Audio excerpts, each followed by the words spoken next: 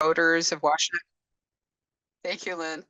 To the League of Women Voters of Washtenaw County's presentation by Dr. Mandy Grewal on what is the role of a township supervisor in Washtenaw County. The event is hosted by our county observer corps from the league. I'll be your host. I'm Cheryl Deppner, the observer corps director, along with Lynn Kamansky, sorry, Lynn, who is our president. And she's also doing all of the visual and background technical stuff today for us.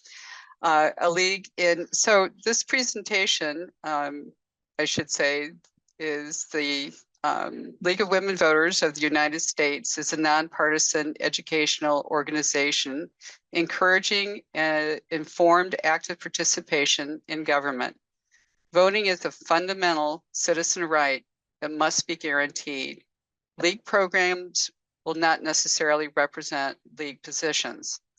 Before we get started, I just want to go over protocol for today's presentation and how we'll do the Q&A before I introduce Dr. Grewal.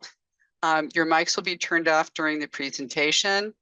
After the presentation, we'll take questions and you can put them in the chat and we'll read them as we receive them.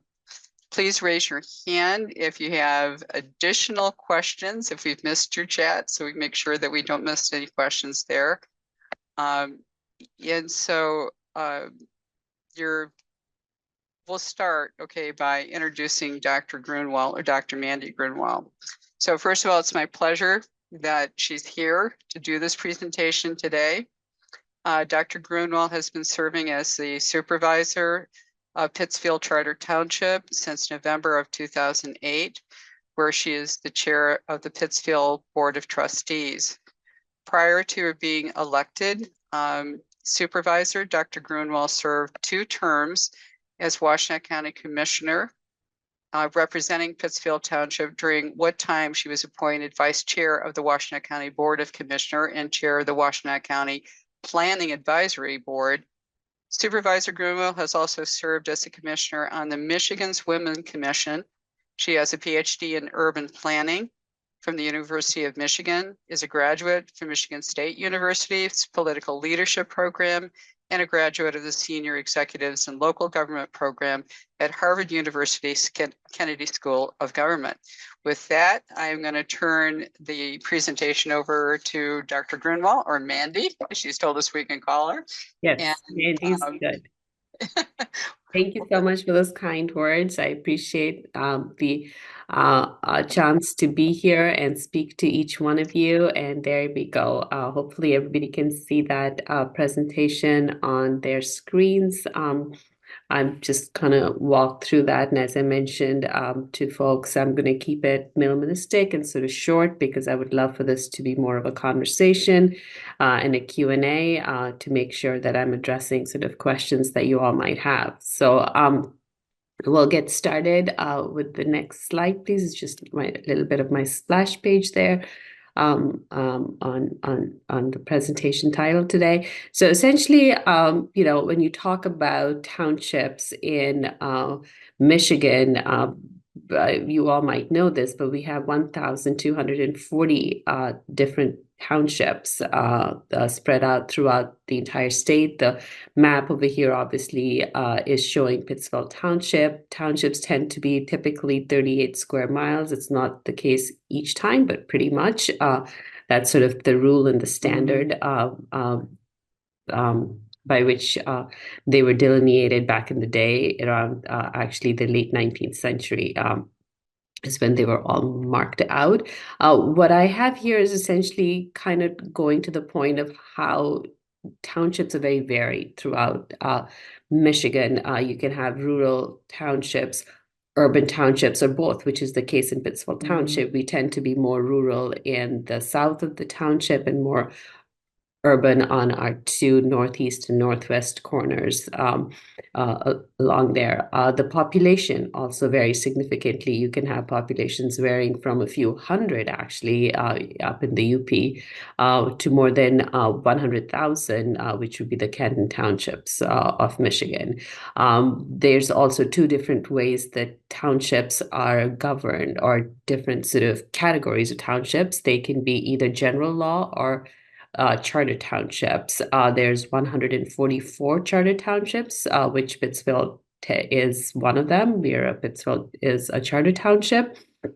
General law townships are the norm, but the larger, more urbanized, more populated townships tend to be charter townships. They have more flexibility with regard to their administrative structure.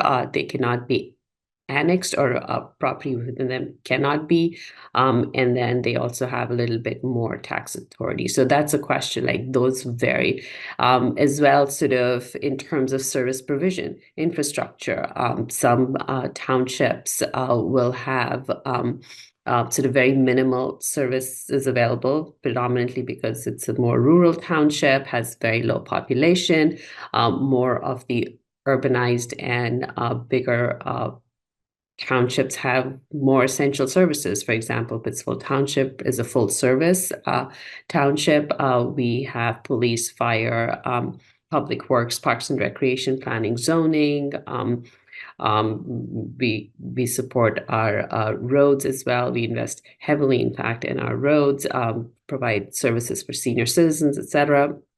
So that's always a question mark. And then identity as well, right? There's a lot of townships in Michigan that want to sort of retain who they are and don't want to expand or grow or be somebody different. So context really matters when you're talking about townships, which then of course leads to what is the role of the leaders that govern those townships. So I wanted to start off by laying that out. It isn't sort of, a very cut and dried sort of here's the township supervisor and here's what they do.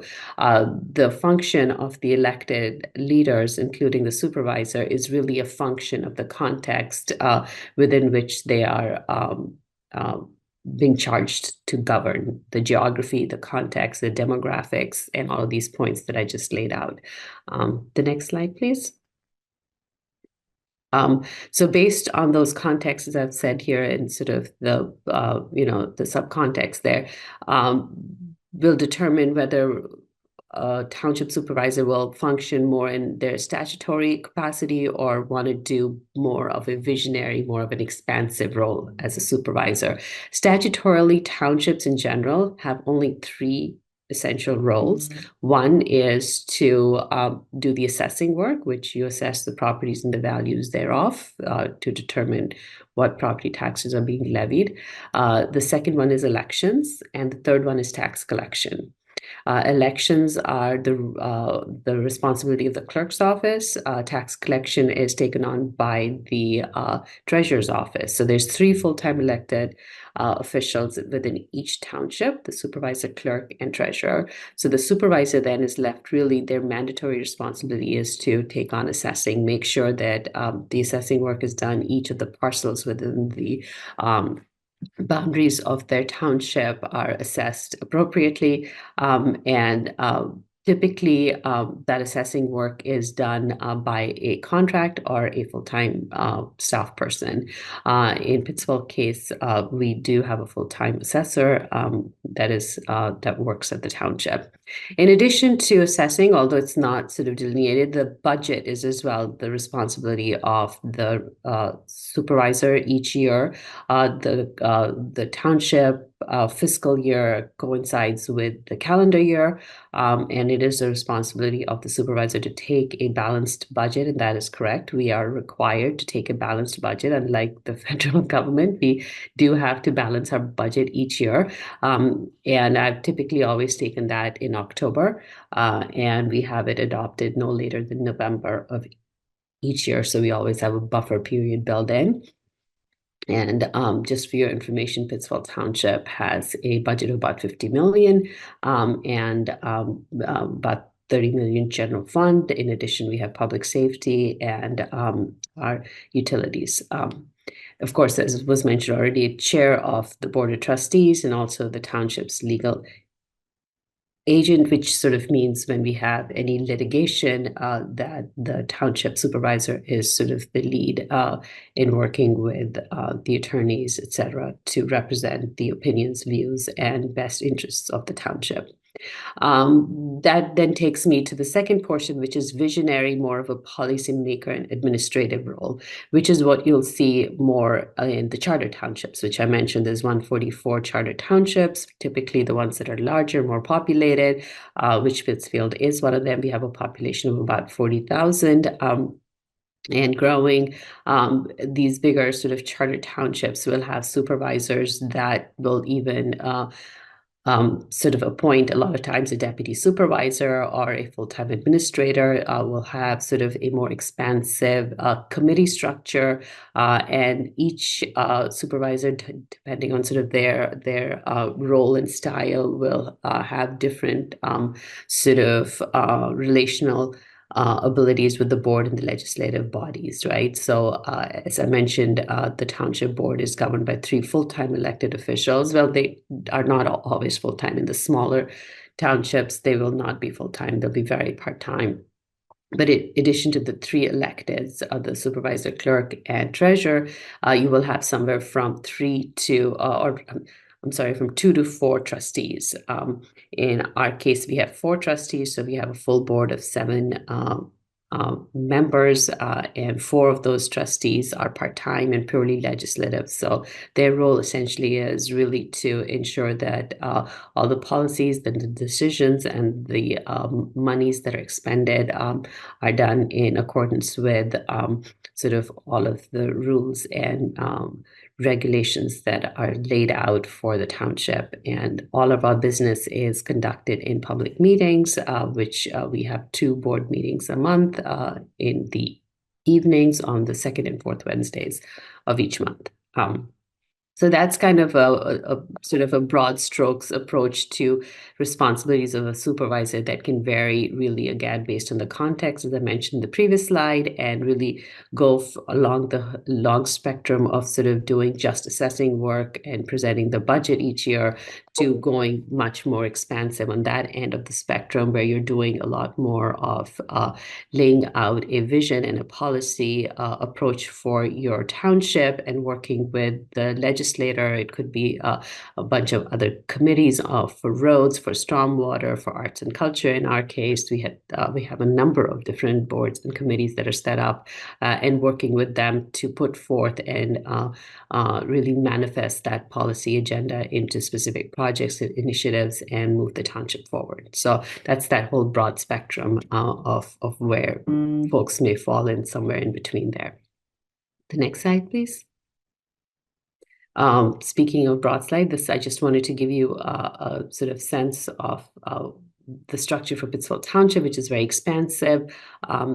You start off on the left side there with the clerk's office, and like I said, they're charged with conducting all the elections, and so they'll have a staff there, which includes the deputy clerk and a few other people, about 6, 7 folks that will help them. The treasurer essentially has about 3 or odd people that work with them, and then the rest all falls under the purview of the supervisor.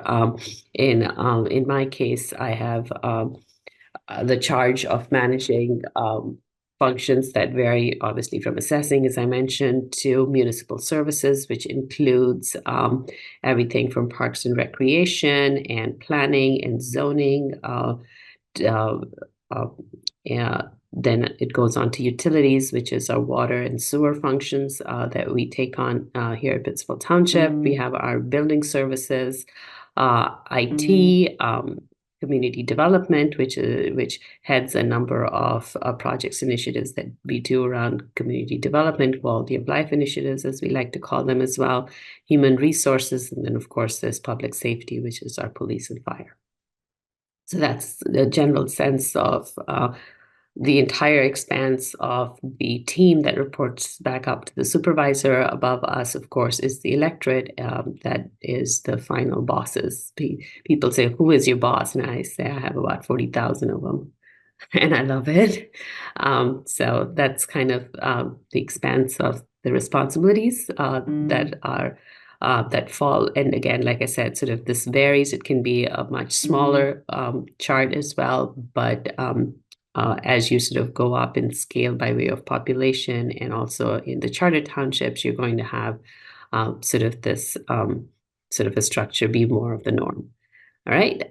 Speaking of Pittsfield Township, I can sort of give you a little bit more, put some more meat on the bones insofar as the work that I have done as the supervisor at Pittsfield Township over the last 15, 16 years. So we could go to the next slide, please. As was mentioned, I do have a degree in planning, so that's sort of really been my vision why I stepped down from the county to be supervisor, to really head a suburban township where that could be retrofitted through a more sustainable lens. And I kicked off my work in 2008 and 9, really with a planning process where we really engaged for a year or more in public engagement and involvement and listening tours and walking tours and bus tours and figuring out sort of what does the geography of our community look like. The maps on this slide kind of show the red heat maps are the arterial roads where you see a lot of existing built out spaces that are more dense. Along those is where we established mixed use nodes, which allow for greater density, mixed use, as it says already, form-based districts. So you can have sort of small core destinations that are walkable, interconnected through multiple modes of transportation. So really trying to bring the community together through linkages of our non-motorized and multimodal transportation network. And that was sort of the larger vision that I had. And like I said, really did a lot of planning work for the first couple of years to really put together that vision in a planning document, which we have revised subsequently a couple times more. The 3 photos in the bottom show the 3 big master plans, starting off with the 2010 Pittsfield Master Plan. Then we did another one in 2020. And the last one was adopted in December of 22, which is our Preserving Pittsfield Master Plan, which is what we have currently in place. Next slide, please. And essentially what these master plans do is really try to take a disconnected, suburbanized, sprawled out landscape and cross-connected. These photos kind of give you a sense of what the township look like, sort of, with large setbacks, sort of huge swaths of parking lots, big retail, sort of very disconnected land uses. You had business parks in one part of the township and commercial centers in another part of the township, and residential units sort of behind berms, large berms, sort of very separated and hidden away. So sort of no engagement really with the fabric of the community. So that just is a sense of pretty much what you see in suburbia for the most part. Next slide, please. And so the work that I've tried to do over the last 15 years, in addition, obviously, to all the mandatory work, is put into place the vision that I've had through a committee structure and a legislative structure that has been very team-based, to put into place a land use pattern that is a lot more diverse and mixed use. Pittsfield Township has one of the highest new residential units being bought online. In fact, in 2023, we were second only to the city of Detroit. So we have been combating the housing crisis for over a decade now, and we haven't just done it through sprawled out single family houses. We've done it through multi-units, through condominiums, apartments, and greater density, as I mentioned already, really built out the form-based districts, as I'd mentioned, which bring retail and housing proximate to one another and is linked to with transit and sidewalks and greenways and pedestrian crossings and all of that good stuff. So these photos kind of give you a sense of how we've tried to put all of those policy initiatives into place through various initiatives and projects over the years. Next slide, please. Transportation being key, as I've mentioned a couple of times, sort of shows how we retrofitted it. The slide, the photo on my bottom left here, I believe you have it in the bottom left too, where you have the new bridge that was just recently constructed at Michigan Ave in 23, will include a 10-foot multi-use pathway. So we're really trying to even, and the one above that is at Ann Arbor Saline that links the township into the city to the north. We really tried to do it not just sort of in the suburban roads, but also the major arterial roads as well. A number of mid-block crossings, like I said. We've also really embraced electric vehicles and charging stations. In fact, the township was the first one to have EV charging stations in Washtenaw County by 8 odd years ago. I don't recall now, 7, 8 years ago.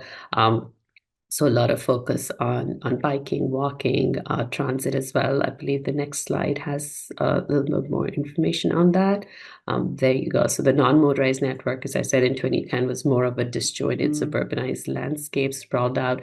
By 24, you see sort of those interconnections being made. The circles show where we have sort of ped amenities, which could include mid-block crossings or rapid flashing beacons, which allow for safe ped movement along our roadways, but really have built this out and cross-connected the community to the east, to the west, the north with the south, etc. So that's been a huge project for us. We've managed to bring in about $60 million in grant funding for these and similar projects through the years.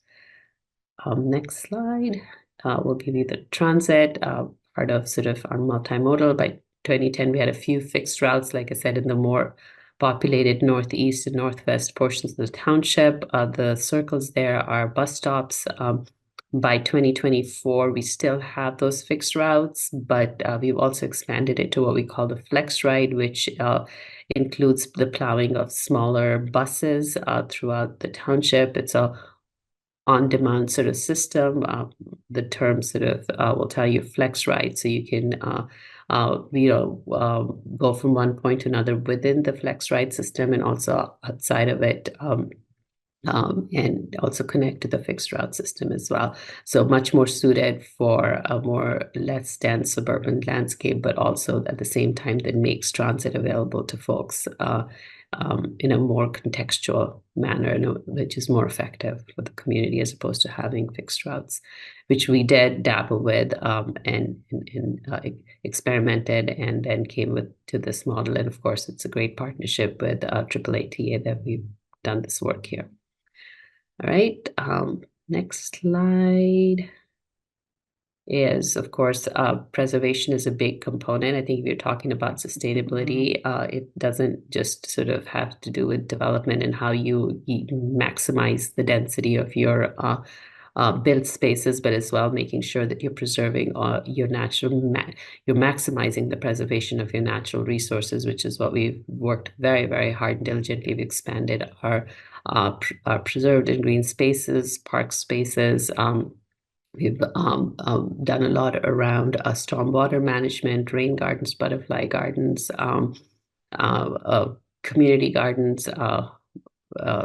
Yes, that's been a huge component. Our partners have ranged from the U.S. Fish and Wildlife all the way to the county water resources folks, SEMCOG, etc. We've got funding and really try to work with them to make sure that we're continually addressing and making sure we're working. We've done a tree canopy program most recently as well.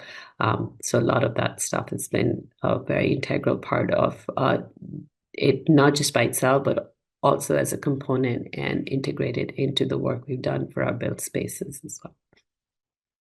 And I think I have one more slide. Yeah, this is the conclusion right here, kind of talking about how we've tried to create a community that is accessible to all people from all different walks of life, and is a welcoming space that is really rooted in promoting equity and sustainability as sort of two sides of the same coin, as I like to say. And of course, my motto that I established at the beginning of my administration was to set the gold standard in public service. So we do it in a way that is inclusive and transparent and respectful. So that's it. That is my presentation. I hope I didn't go on too long, but I want to make sure I have a lot of time left over for questions.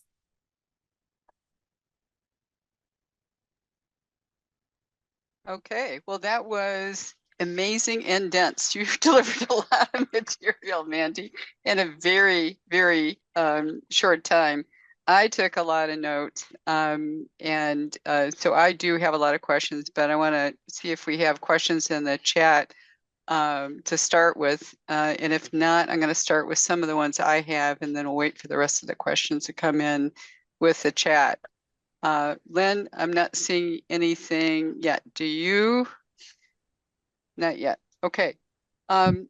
So I'm going to start from the very beginning when you're talking about statutory and mandatory, which indicates to me that there are some things that are mandated that townships have to do, other things that are not mandated but wanted.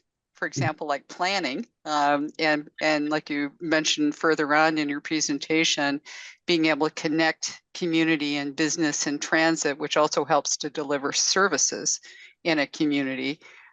So can you take a minute to talk about not only just who or what is mandated by the state, what you have to follow based on whatever your city charter is, and also, if we wanted to find out a little bit more, where would we go find that information for Pittsfield Township?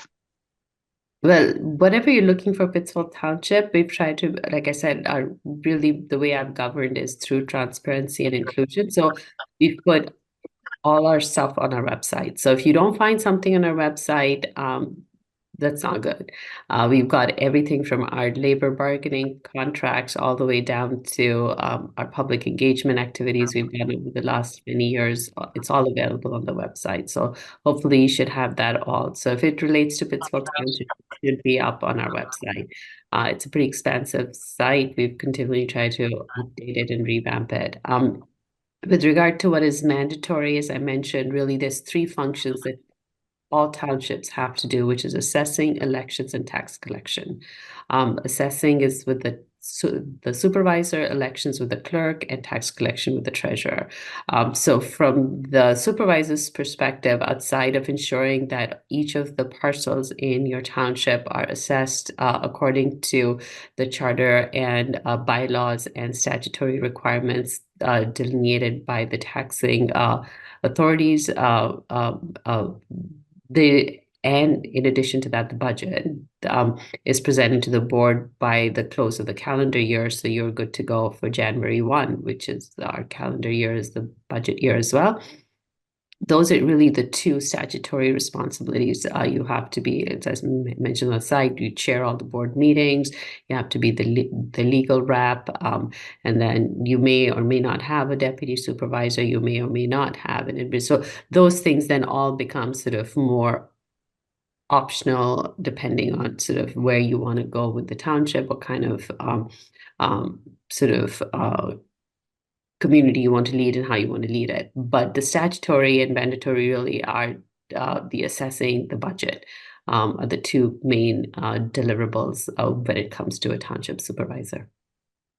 All right, I think we have some things in chat. What would prompt a township to incorporate or join an existing city? Incorporate or join an existing city. I'm not sure if that's happened. You would tend to usually go on that side, which is a charter. So Pittsfield, for example, was being gobbled up a little bit by the city over the years, including the mall, et cetera, et cetera. And that's when it chartered in 1972. The reason, of course, I mean, finances are always number one, right? If you want to sort of to dissolve or sort of be part of another governmental or municipal unit, I would imagine it would have to do with finances and your inability to continue to function on your own. And of course, a lot has been said, as you all very well know, about consolidation, whether it comes to assessing or schools. It's varied sort of over the years, and we know sort of how complicated those conversations can get for a myriad of reasons. But as I said, a lot of townships, especially the smaller ones, we have, like I said, about 1,240 of them in Michigan, are all sort of very staunch and strong in their belief. The Michigan Township Association is also a good resource to go to get a better sense of sort of exactly what townships do.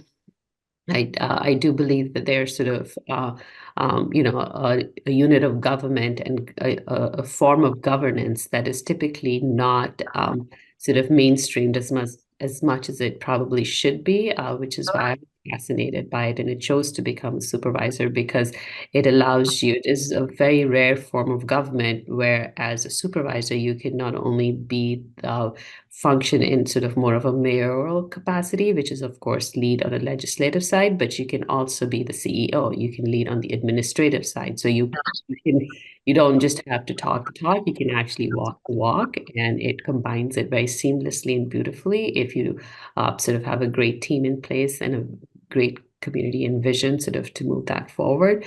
Very effective form of governance. I think we hear so many negative stories in the media about how things are gloom and doom. We are very accountable. We're front and center. People know where we live. When I go grocery shopping, I always run into somebody I know, which is great, which is why we do this work, because you really are creating a community that is very inclusive and welcoming and all kinds of people. I mean, yeah, so I think really the township form of government deserves a lot more attention. And that's one of the main reasons I wanted to come and present to you, is I think it's a real sort of a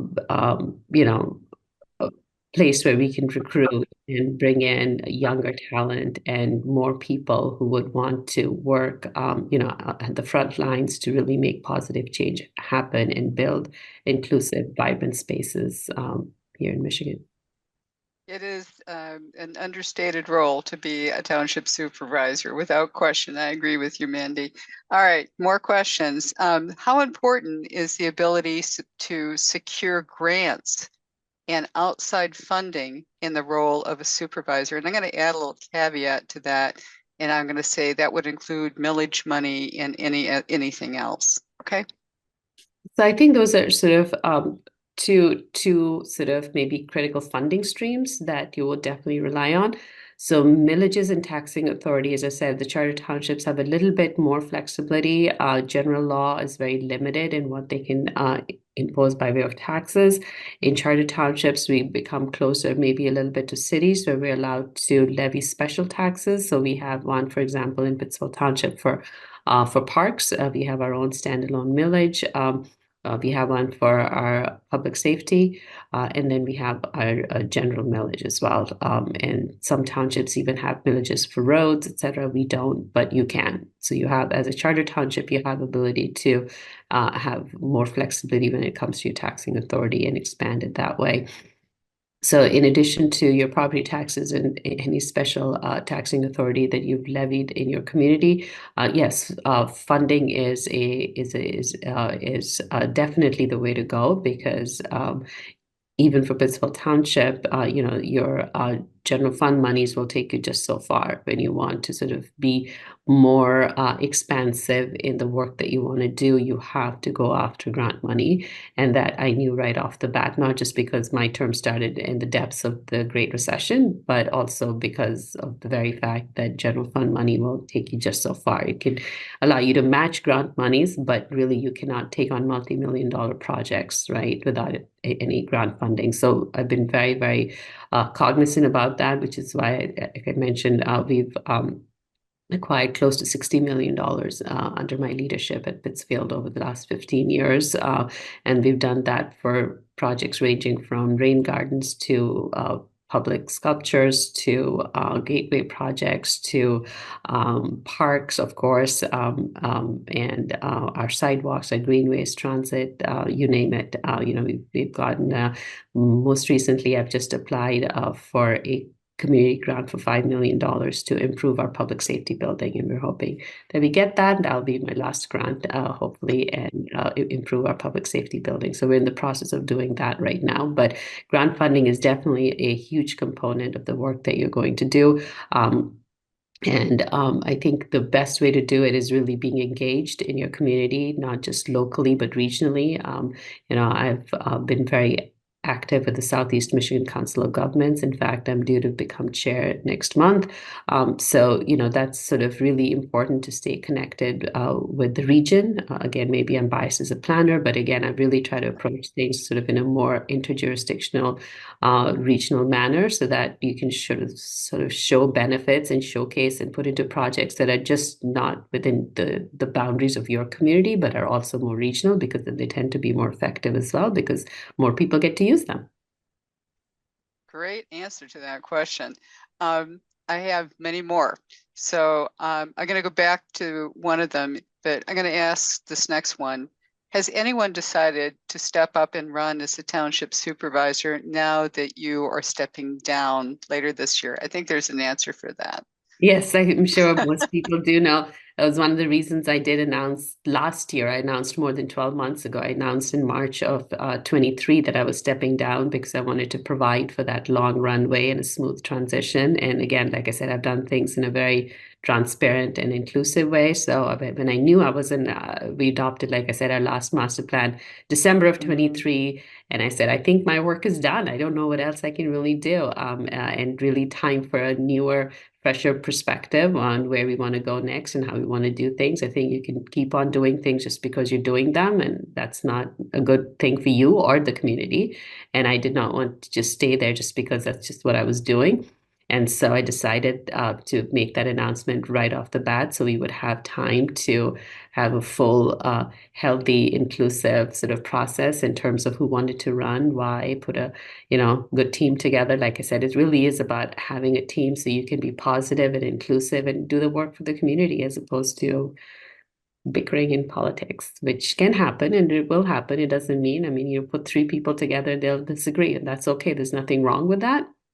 It's just how you handle the disagreements and the dialogue, and really keep front and center the fact that you're here to expend public dollars for the community and do it in a sort of productive and positive way. Thank you. Okay, next question. The League of Women Voters puts out a voter guide ahead of the general election. What are some of the things we could ask a candidate for supervisor in order to get good information out to voters about the supervisor role? It's a great question. I love that question too. Yes, absolutely. And which is sort of goes to my point. And I think what we were saying is how sort of, the role of township government isn't sort of maybe as in the limelight as it likely should be. And I think what kinds of questions can you ask? I would say definitely start with knowing what their vision is, like what do they see, what is the identity of their community, and what do they see as their role in retaining it, and sort of what is their vision for making it more relevant in the long run, right? I think that would be really important, because a lot of people run for elections just because, but I think it's so important to have a good pulse of your community, know who are the people that you're representing, because it really is about people. At the close of the day, whether they're businesses or residents, it is about the people. And you need to have people in leadership who are very well attuned to the types of people that live in your community. Each community does have its own sort of unique characteristics and even some characteristics. So really making sure that the folks that are running, especially a supervisor, because you're sort of the CEO, the lead sort of elected official, you set sort of a tone for your community, is making sure that they have a good sense of the identity and feel of the community. What does it look like? Who are they? What are they? And then what do they see as their role as supervisor, insofar as they're going to be respecting that identity and also sort of using it as a way to catapult them to where the people want to go next, which is to be continually more inclusive and sustainable, in my opinion. Those are sort of really important things. Thank you. Next question, and this is along the same thinking line. The township clerk role has become larger and visible over the last few years. What skills and experiences do you think are the most important skills a clerk would have to have? And I think that obviously you could talk about clerk and treasurer, your team. Yeah.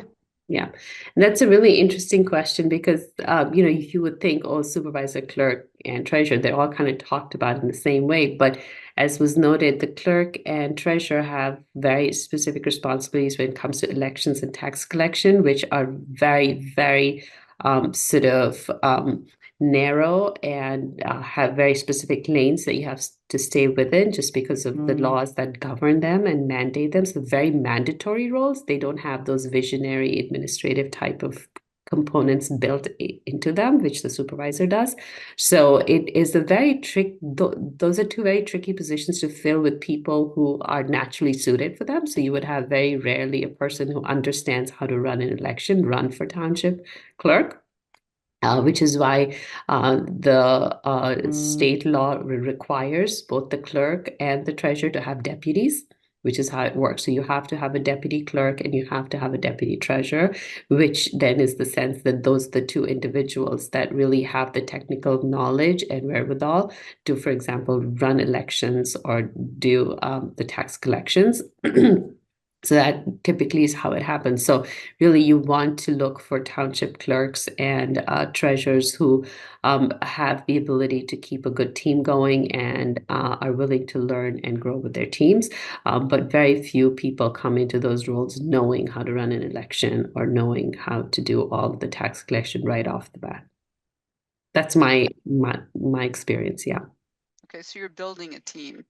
You're really building a team and you're learning on the job. So somebody who really is attuned to want to learn and to grow. And yeah, absolutely. So for example, I'm sorry? I was going to say leadership skills would probably be right at the top of the skill set. Yeah, and really a willingness to serve. Like for me, the first township clerk I ran with, I was fortunate because he had been township clerk before, and so he actually did know what he was doing, which was wonderful. But he retired after the first two terms. So the person I recruited for my third term, who's now the clerk and is running again, is a lawyer. She is a lawyer and she very much wanted to serve the township and be an elected official. I recruited her to planning commission. And so she did have the leadership abilities and sort of a good sense of the community, which is always, in my opinion, the most important thing for a person in a position of leadership. But then, she learned very quickly. Like I said, she's a lawyer. She had sort of that bent of mind and could really pick things up very, very quickly. We had a very great deputy clerk in place as well. So. Thank you. Next question. And I'm going to expand on this because it's a good question too. The deputy clerk is an appointed position, correct? Which leads me to also ask, there are other appointed positions, and how do you go about appointing those positions and choosing those people? Yeah, and it depends on what position we're talking about as appointment. So if it's a deputy clerk, then it is within the purview of the clerk to appoint that person. So they would be doing that in terms of building their team and their staff. Same goes for deputy treasurer. But when it comes to appointment to positions that are serving the public, for example, I've established a plethora of different committees through the years, whether it's the road committee, arts and culture committee, stormwater committee, et cetera, et cetera. Those are all appointments that go to the board of trustees. I have actually, and if you go to the website, have a volunteer form you can fill out if you're a township resident and interested in volunteering. So then when a vacancy comes up, we go to the database of people who filled out the volunteer interest form, and we sift through it and see who might be a good match for a vacancy that's come up on one of the boards or commissions. And I take recommendations to the board, and the board typically approves the same. We've also had vacancies on our park commission, which are elected positions. We've had a number of vacancies. I actually even had one for a trustee position one time as well. And so those are all recommendations that come from the supervisor, but have to be approved by the entire board by a majority, by a 2/3 vote. Yeah. All right, more questions. But here's a great one too. I like this. What will you be doing after you step down from this role? Yeah. I have a number of different things coming my way. So it's going to be an interesting decision-making process in terms of what I end up choosing to do. But I just want to try to have a little bit more fun and much less in the public eye. I think I'm maxed out on that after 2 decades. And I'm, by nature, not a very sort of public person. So that's kind of been really interesting for me. I've loved every minute of it. It's been great, but I think it's time to maybe, yeah, just be a little bit more of a private citizen and do more fun things, maybe. I don't know what that is exactly right now, but the good news is I have a number of different choices that I'm sifting through, but I appreciate the question. Thank you. Couple more questions. So I'll leave that one to the end. I just thought I feel free to join the league. Thank you. I appreciate that. Yes. Can bring you a form. So one of the things you mentioned early on, I'm going to go back to this question, is that it's important to understand the identity of your community, of your township. How do you go about identifying what that identity is? And what are the resources you use to do that? Yes. Listen, listen, listen. Gandhiji always said you have 2 ears and one mouth. So listen twice as much as you speak, right? And that has always been my philosophy. I think as leaders, we like the sound of our voices way too much. And especially in the beginning, I think it's just good to just, and listen, right? So I knew going in, I had this vision. I put it very clearly in my campaign literature that I wanted to sort of do a lot of work around sustainability, around inclusivity, all of those sort of things. And people elected me. So I said, okay, good. I understand that at least they sort of value those same things that I value, but it was very sort of very generic and very vague. Like, how would we do that? What would that look like, right? So like I said, first 2 years were just listening, right? All the public forums and the bus tour and walking tours and everything we did was just really getting good, because of course I've lived in the township since 30 plus years, but that's when you're in that specific role, it's very different. You're looking at things from a different lens. So I would just encourage a lot more listening, and also sort of following through that, not listening just for the sake of listening, but actually actively listening and being flexible. I think that's another thing that leaders tend to do, especially a lot of planners do too. I know I ought to, like, I have this idea and I know best, sort of. And even for me, like one time I even returned grant funding, which is huge for me, right? We had grant funding for about $3-4 million to put a band shell in. And we heard back from people said, no, we want the park to remain a passive space. We don't want to bring it online and have this sort of, and so we were like, fine. And we returned the grant monies. So really not just listening, but really actively listening and following through and being consistent, that earns the trust of the people that you're there to serve. And going from there. Okay, that leads me to a question, but I'm going to read this next one too. Do you have good participation at your township meetings from the public? I like to think about things post-pandemic and pre-pandemic, right? Pre-pandemic, I was hosting about 2 public meetings on average a month. We did a lot of, like, if a neighborhood had a problem or a question or was struggling with something, we would bring the homeowner association together. We'd have meetings and we'd talk about it, and people came and they were engaged, and it was great. Then the pandemic happened, and I think the whole sort of, and so the public meetings we've had, even with neighborhoods, have been through Zoom, and it's just harder to sort of, or virtually or whatever. And I do feel like sort of it's getting harder and harder, which is another reason for me to step away and down. I feel like I think we have to rethink public participation and engagement and what that looks like and how we do it. Even pre-pandemic, I have to say, though, we had sort of a place where we were doing a number of these initiatives and trying to get input. We were doing it through multiple forums, not just face to face, obviously, for people that may not have technology or seniors, etc., but as well through surveys and online. So you really have to have multiple platforms to engage people. And I think if you do that, then yes, you will probably get more people attending even your board meetings. But typically when it comes to board meetings, it really is dependent. Like if it's a big issue that everybody's really interested in or something, people are going to show up, right? If it's a contentious thing. But if not, then you maybe don't get as much public participation, because if it's just sort of your rote approving administrative things, you may not have as many people attending your meeting. So that really is sort of a cyclical thing. It depends on what's in front of the board. Good answer. I like the approach of engaging your homeowners association. That's a wonderful way to get a lot of people engaged and addressing issues. Really good way. All right, next question. Does a lack of local journalism hurt your ability to connect with voters?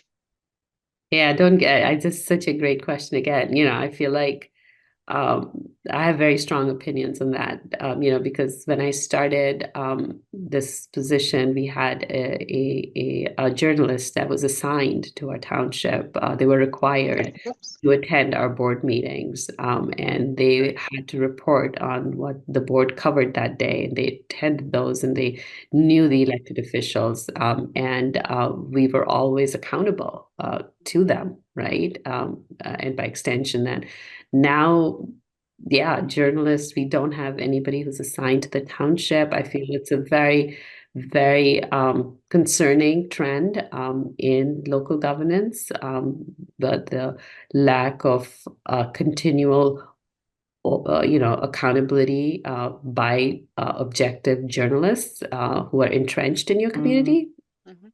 You have folks that come and go. I mean, I'm not saying we don't have good journalists, sure, but they're here, and then they're here for a few years, and then they're covering 5 other communities. They kind of attend all of the meetings, and so they get the recordings and they try to listen and do their best. I get that, right? They're functioning within this new model of journalism and local reporting to the best they can. But I really feel, even for you guys as the league, I mean, if you can invest and promote the cultivation of strong local journalistic media, it would serve our communities so well. I think it's just so important for elected officials at the township, city, county, and even state reps. I feel like we just don't have that kind of journalism that is keeping people accountable and making sure that they're following through on what they say, doing the in-depth background work, and really laying the larger context of whatever they're reporting on, because they can't. They've just been here for whatever amount of time and they move on to something else. So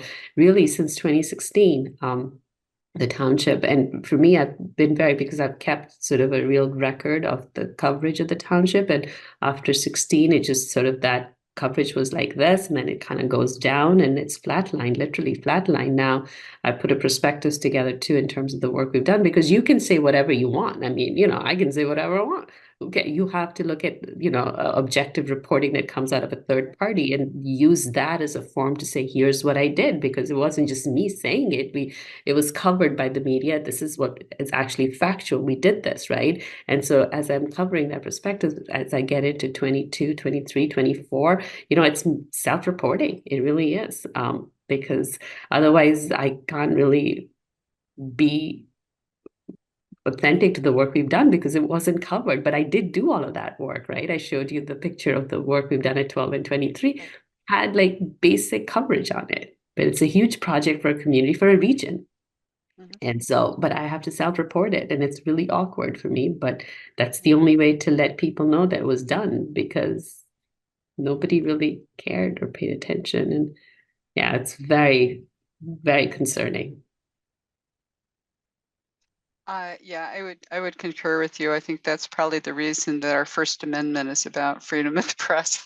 So I couldn't agree with you more. I think that that's one of the values of the Observer Corps and the League, is that we do have some people attending meetings, and it does take time to know what local issues are, how they interface with county issues related to state, and even what's going on in national, because all of it impacts us locally, and it impacts your supervisory role. So I agree with you. I miss having the coverage, you know, from local news. More work for the league. Yes. and observing. Yes. So I'm looking to see if there's any more questions. I do have a couple more for you as well. One of the things that you mentioned a couple of times, and I think it's really important to mention, is the fact not only understanding what the identity and needs are in your community, but how you interface with all of the different levels of governance that you have to, whether it's county, state, road commission, all of the other levels, including what was an anomaly, having ARPA money introduced with its own set of regulations about how you were going to use that bucket of money. Can you address that challenge? Because it's a big one. Absolutely, yeah. And I think that again goes back to, and we had stimulus money back with the recession too, which is how we really applied for a lot of grant monies through that too. That was really great. President Obama put some great programs together through stimulus money as well. But yeah, I think that's a really important role of the supervisor, again, really is to be that face of the leadership and take the time. I mean, I told people that my job isn't to sit behind a desk and, just sign papers.